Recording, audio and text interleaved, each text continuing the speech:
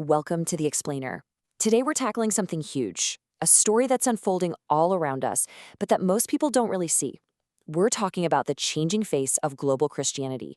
And I'll tell you what's really going on, it's probably going to challenge a lot of what you think you know.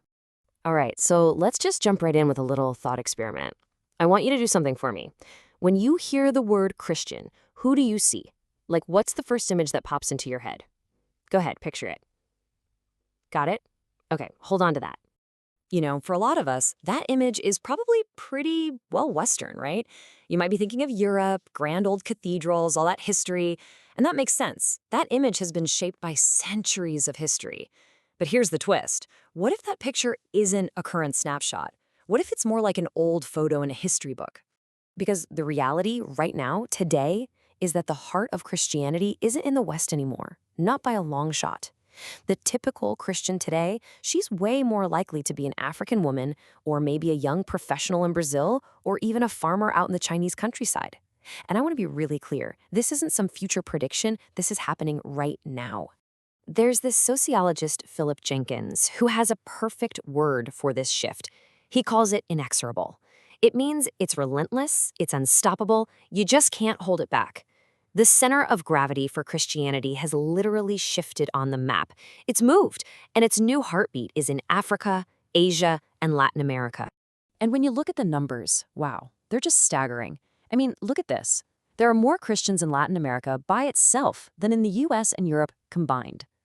And get this, the same goes for Africa. So when you add in the millions and millions of Christians all across Asia, it becomes super clear. The old map we had in our heads, it's time to throw it out. It's been totally redrawn. And this isn't slowing down, it's actually speeding up. The projections are pretty wild. By 2050, it's estimated that only about 1/5, just 20%, of all Christians in the world will be non-Hispanic white. I mean, that is one of the fastest religious shifts in all of history. So it begs the question, right?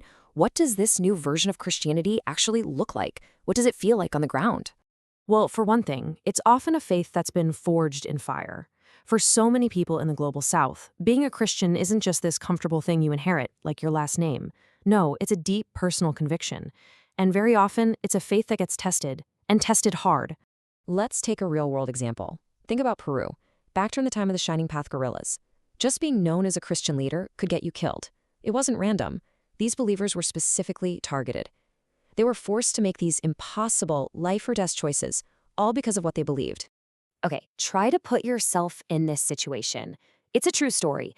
Two students, Andres and Enrico, are just walking to a Christian meeting. Suddenly, they're stopped by these guerrillas. There's a gun pointed at them. And then they're given this chilling order. Throw your Bible on the ground and spit on it. Now, for one of the students, Andres, something happened in that split second.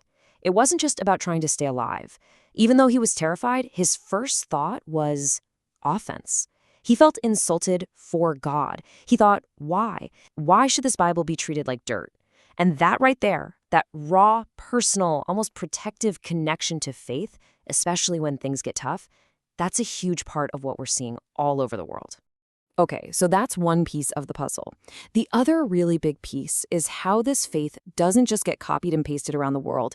It actually takes root, like a plant in new soil. It starts speaking the local language, using local art, taking on local colors. It's definitely not some one-size-fits-all Western export. There's a term for this. It's called contextual theology. Sounds academic, but the idea is actually super simple and really powerful.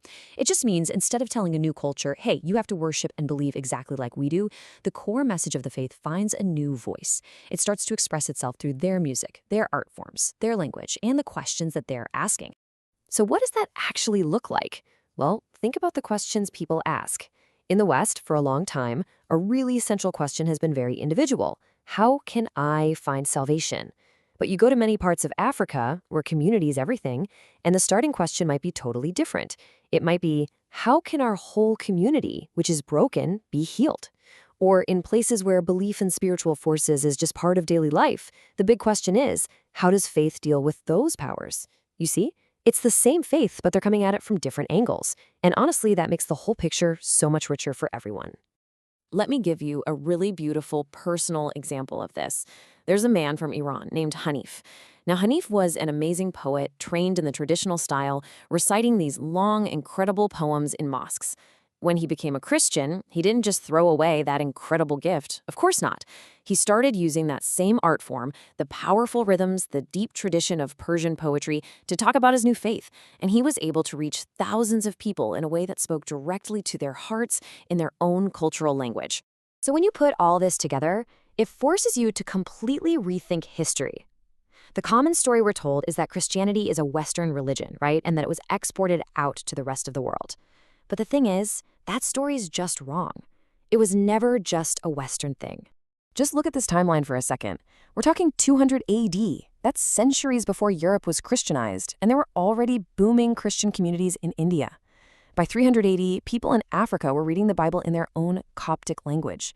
By 600 AD, you had Christian missionaries setting up monasteries in China. So this whole shift we're seeing today, it's not a new direction. In a way, it's a homecoming. The faith's center of gravity is just returning to where its roots have been all along. Okay, so we've seen this massive shift is happening. But so what? Why does it matter? What does it actually mean for the world? Well, it's a huge deal. It's fundamentally reshaping the world's largest religion from the inside out. Let's just tick through some of the big takeaways here. First off, the next generation of Christian leaders, the big thinkers, the innovators, they're going to be coming from Africa, Asia, and Latin America. Second, the whole idea of missions being from the West to the rest of the world is completely outdated. It's over. Now it's from everywhere to everywhere. And yeah, that means the West is now considered a mission field itself. And finally, our total understanding of what Christianity even is gets so much deeper, so much more colorful because of all these new voices being added to the conversation. So you could look at all this and just see a story about decline in the West, and yeah, you could tell that story. But if you did, you'd be missing the real point. You'd be missing the much, much bigger and more incredible story that's unfolding. Because the real story here isn't about decline. It's about an explosion of life and energy. It's about a faith that simply refuses to be boxed in by any one country or any one culture. As the source for this explainer puts it, it's a kingdom without borders, and that's just perfect. It's this beautiful thing blossoming in 1,000 different places in 1,000 different ways. And that really leaves us with one final giant question to chew on. As this incredible global shift keeps rolling, as the world's biggest faith continues to find new homes and new voices, what is that going to mean for all of us? I'm not just talking about religion. What does it mean for the future of culture, of politics, and of what it even means to believe in something in this century? That's something to think about.